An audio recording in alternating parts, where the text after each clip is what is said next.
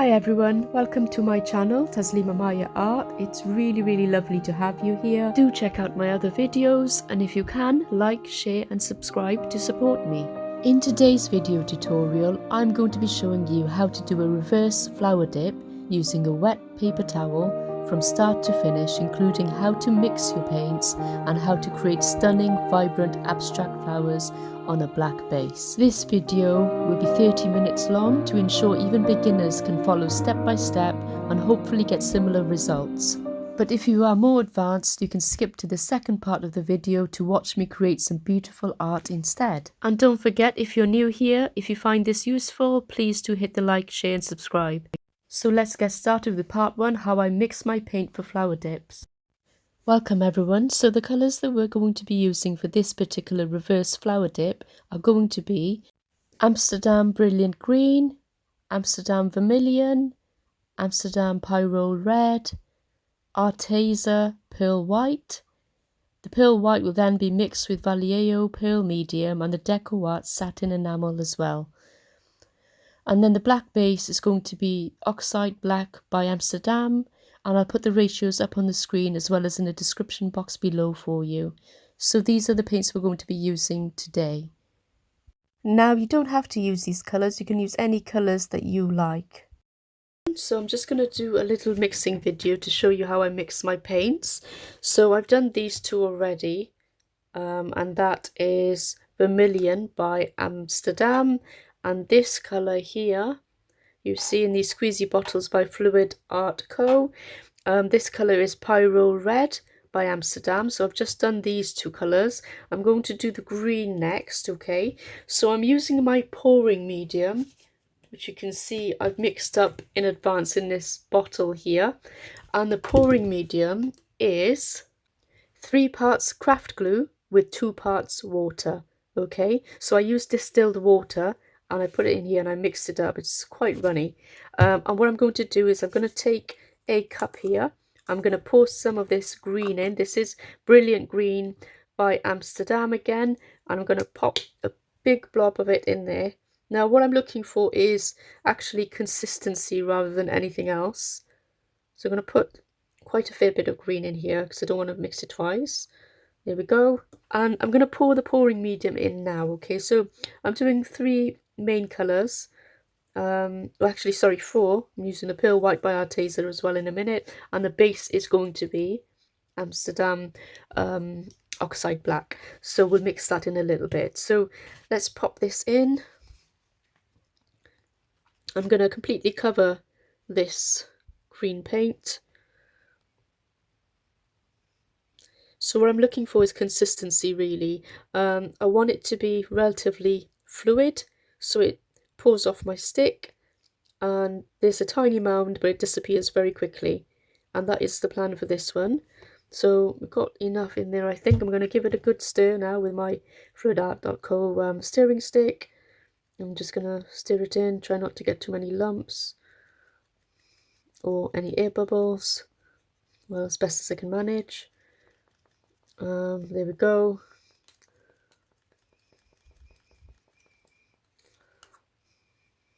Okay, it's still a fair bit of unmixed paint in there.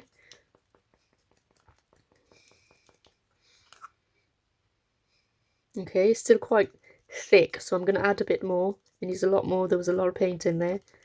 So I am looking for consistency, and I'm looking for it to fall off the stick like it is. But at the minute the mound is, you can see a mound on top of a mound. I want to avoid that, so I'll thin it down even more.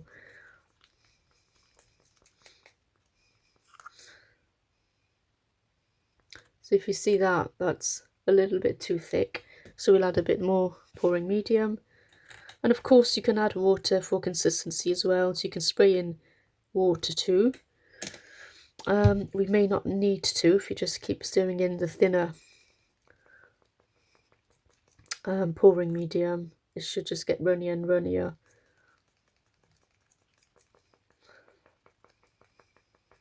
Now the colours that we're going to use for this technique need to be a little thicker than the base paint.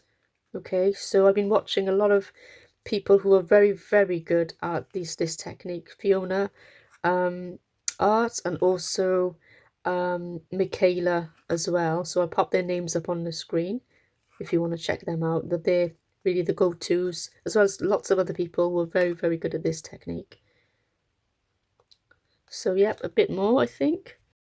And that's pretty much how I mix this. I think that's pretty mixed, and that's the right consistency. It disappears very quickly. Okay, goes straight in and disappears very, very quickly. Okay, so I'm going to pop that into this bottle with a funnel, and we're ready to go. Okay, so now we're going to make the pearl mix. Okay, so we're going to use Pearl White by Arteza. And I'm going to try this one and see how that goes.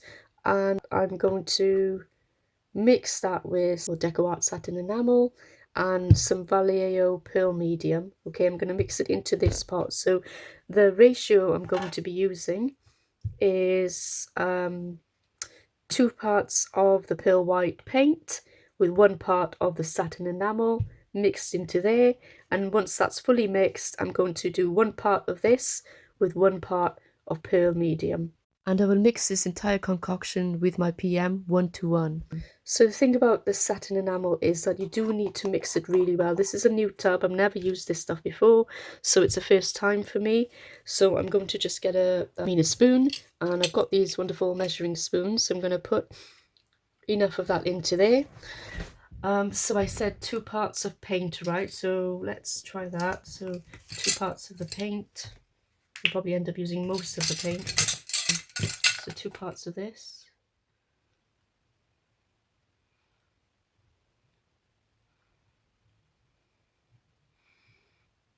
That's 1 part. And if it's flattened out, to get most of it out. There we go. That's 1 part of that.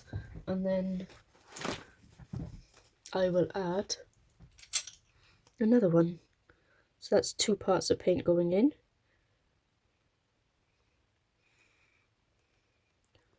Okay, that's it.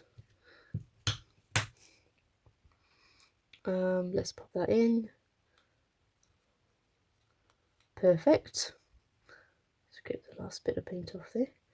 Don't like to waste. So we've got the 2 parts of paint in there. I'm going to scoop 1 part of this. I've stirred it really well. It's really important that you do. I'm going to put 1 part of this satin enamel from Decoart into here.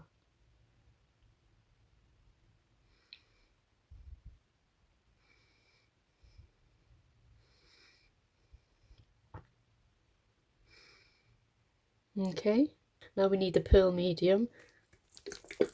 Just want to make sure that's, and this only arrived today from Amazon, and get most of these products are from Amazon.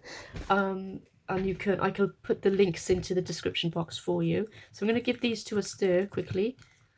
And what I might do is add the pearl medium in a minute to get the consistency right.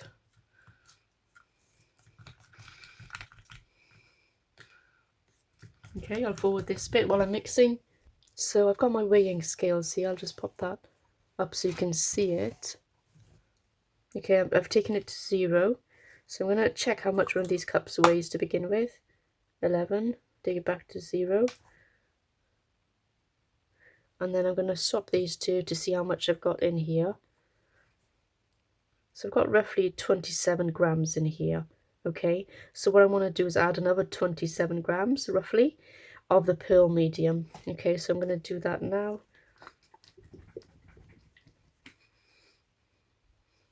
I will take the spoon out. So we'll add another 27. We'll take it up to, so it should be 55 it goes up to. So let's pour that in.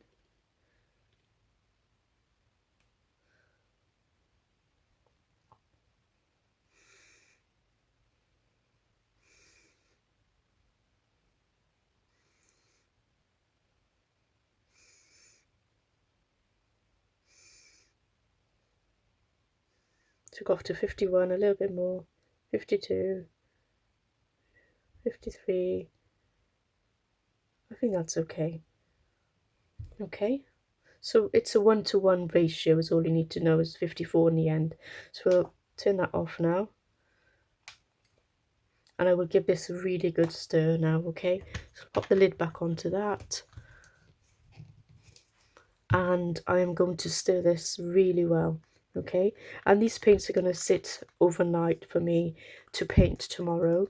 And look at that, isn't that beautiful? That pearlescent colour from the Pearl Medium. I've never used the Pearl Medium before, or the Decoarts Satin Enamel, so this is a complete first for me, once again. So it's lovely to be able to experiment with this. And I'll pop into the description what the ratios and the colours I used were, in case this does work out really well and you want to replicate it yourself.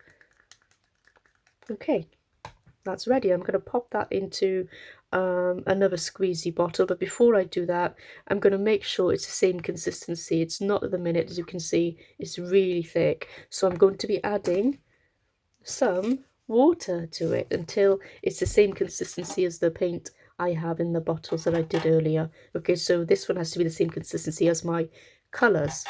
The last thing I will do is I will mix up some of my Oxide black in the same manner, using the same pouring medium, and in the same consistency as these, with a little bit of water to thin it down a little bit. And I will do that and pop that into a cup ready for tomorrow as my base. Okay, so as you can see, it's still very thick. I've added water twice. It's still very, very thick. It's like bloom consistency. So I'm just going to add a tiny more bit of water. Okay, and hopefully we can get it down thinner still. We need it to be as thin as the other colours. And then hopefully, yep, it's getting there. Still a bit thick.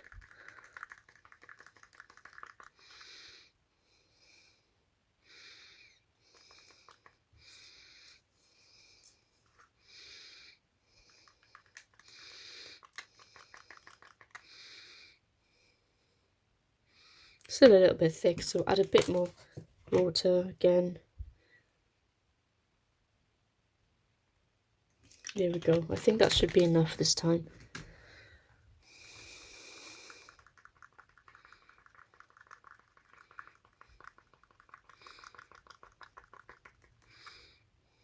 Yep, that's perfect.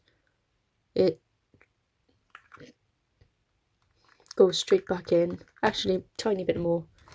Still a little bit. You can still see one mound on top of another, and I want to avoid that. It should just be a tiny mound that disappears very quickly.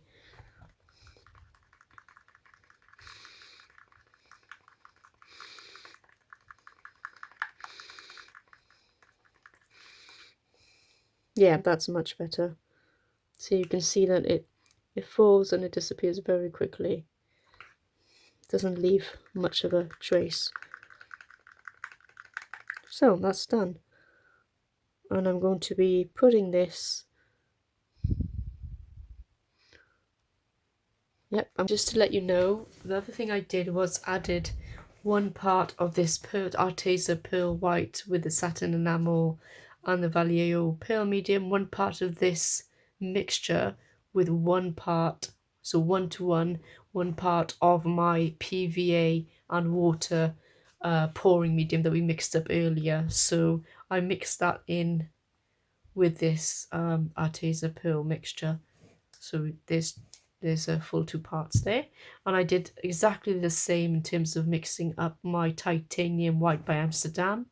Okay, so I put my Titanium White by Amsterdam in with Satin Enamel 2-1, and then after that I put that 1-1 with Vallejo Pearl Medium, and that entire mixture then was shaken up, and I had one part of that mixture with one part of my pouring medium, which was the PVA and the water. Okay, and that's how these two pearl mediums have been mixed up. Okay, and again we've got all the usual 3 colours there as well.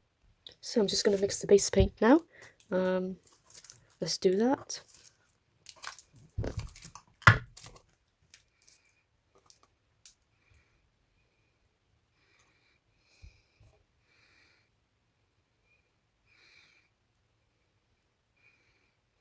There we go. I think that's enough.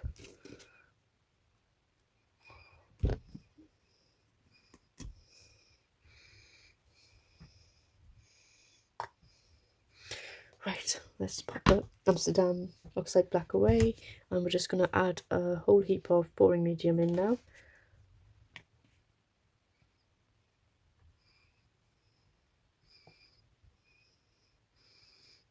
Going to need an awful lot of this, because we are mixing up quite a lot of the base paint. And remember, the base paint has to be slightly thinner than the colours.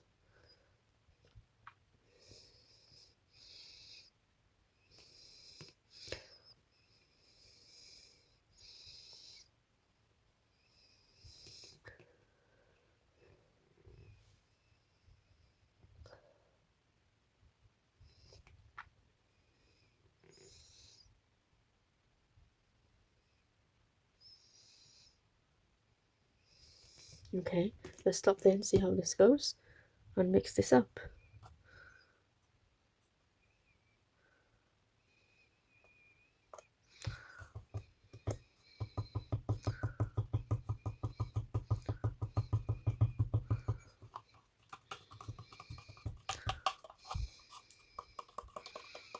Won't make you watch this, so I'll pause you. So I've got it to this consistency now, you can see. I don't know if you can see actually. It does disappear very quickly, but I'm just going to make it slightly thinner by adding a bit of water so it's thinner to the other paints. Let's try that.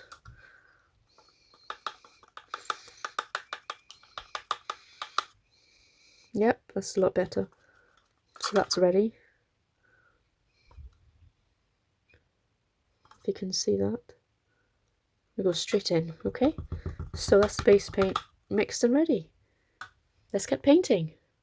In part 2, I show you how to do the reverse flower dip. So we're going to do a reverse flower dip today. So I've done a couple of test pieces, which I'll show you in a moment, on very small 10 by 10 size canvases. And I've got a 20 by 20 centimeter canvas here. I'm going to spray the back with some water just to tighten it up a little bit. No, I don't need a lot of water. There we go. Just make sure that that's as tight as I can get it for now.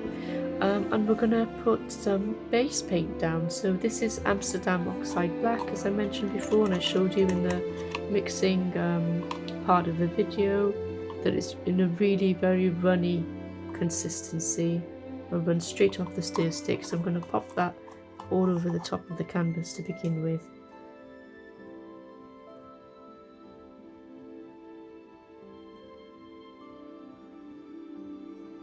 I'm going to smooth that out. Now we don't need a lot of this on our canvas, we just need to be able to coat the entire canvas with a thin layer of it really.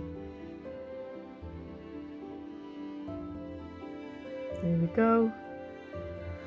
That should be enough.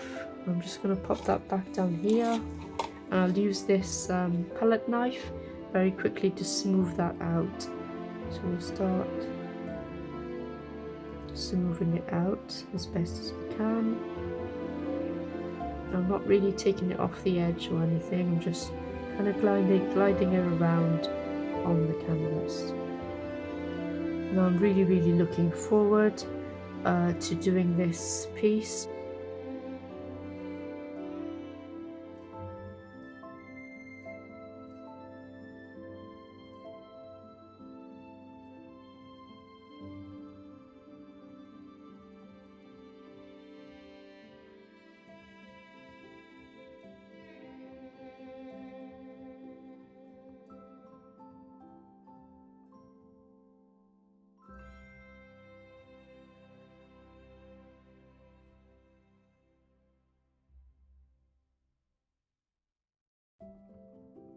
There we go. I'm just getting that all the way across. Okay. I'm just going to lift this up hopefully I won't drop any. I'll move this off and put it down on the grill. There we go. And I can already see quite a few bubbles because I only recently, well, last night I mixed up this black base coat. And my pouring medium was pretty much 3 parts craft glue with 2 parts water, which I then added to this Oxide black paint, acrylic paint, until it was of a very runny consistency with not much of a trace. So my phone battery died and I started using my iPad instead, so sorry for the angle. So I'm going to start laying the colours down, and I will start with the Pyrole red. And what I'm going to do is just drop little circles, little drops of paint in a clock fashion. So at 12 o'clock, 6 o'clock, 3 o'clock, 9 o'clock. So basically doing each of the dots on the clock on my canvas. I started with the center dot there, and I'm not really putting too much down.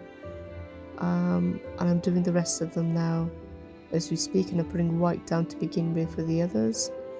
And that is my titanium white to begin with.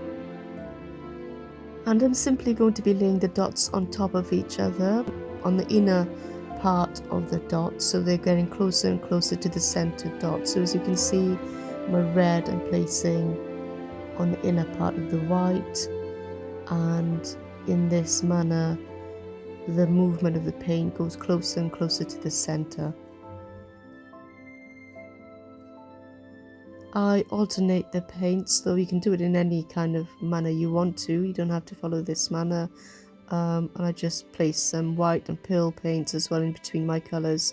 This is the Azo orange. And then I go ahead and just keep layering the paints and making sure they're on the edge really of the last droplet. The flower dip and the reverse flower dip are techniques credited to the talented work of Michaela Studio 13 and Fiona Art. They both have amazing tutorials on their YouTube pages, so if you haven't already, please do go check them out. I learnt everything I know about this technique from them both, as well as had a bit of coaching from a friend called Sheldon Briscoe from Shellrock Art, so also do check his channel out. He does some really good flower dips as well, and which he then embellishes. So as you can see from the video there, these colours are getting closer and closer. The paint's moving closer to the centre of the bloom, and I am simply making sure that they almost touch. So if you haven't given this a go, do please consider doing it. It is a lot of fun, and I think you will actually create something you like, and it's all about the testing and the consistencies. Next, I use my orange and red paints to draw lines all the way around the flower. And here I had a little oopsie where I must have touched the black paint with my squeezy bottle nozzle and sucked some of the black paint up by accident, so I'm just trying to squeeze it back out there.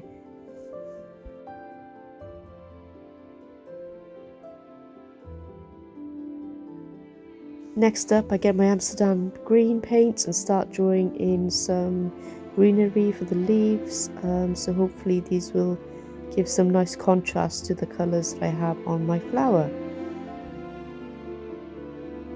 I know a lot of people find this technique quite challenging, and it can be, but this was really one of my first, I think this was my 6th go at it, and I found it to be relatively easy, mainly because I paid so much attention to detail with the videos that Fiona and Michaela did, and spoke to Sheldon a fair bit about consistencies, and I studied it a lot before I attempted it, and I think that's one of the reasons I was more successful than I thought I would be with my first few goes. And that's so important to really know, it inside out in terms of the techniques, the processes, and the recipes and ratios as well. Well, it was either that or I just got very, very lucky, but I did watch one of Michaela's videos about 18 times. So I just torched the bubbles out. There was a lot of bubbles, and I'm just using a kitchen towel here now, a paper towel. I'm going to damp it with a spray bottle of water, and I'm going to place it over my pattern that I've made here. Now I could have taken a skewer and done a bit more, you know, with the skewer in regards to the pattern, but I chose not to at this point. I'm still experimenting and seeing what I can get without using a skewer, but I'm going to place this damp kitchen towel over the top of this pattern and then lift it up via the corners. I'm just centering this flower at the moment because it's slightly lopsided, so I'm tilting it to get it right in the middle.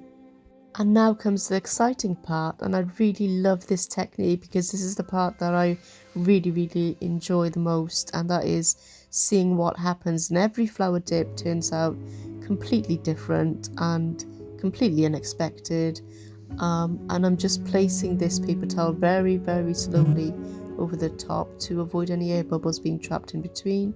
I'm going to tap it down with my fingers to make sure the paint is touching it in every part, and I'm going to be lifting it up using the corners.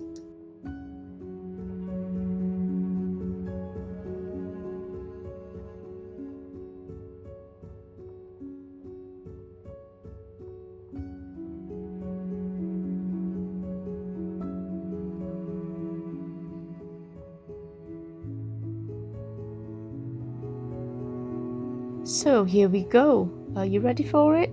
I certainly am. I'm lifting up each of the corners very slowly and grabbing them in the middle. I'm keeping the paper towel quite low, so I'm not dragging it all up straight away. And I'm going to quickly lift it off there, and you can see the beautiful flower underneath. So all that paint got dragged to the center, and I'm going to just touch the center very lightly on the surface with my finger to try and bring it together to a midpoint.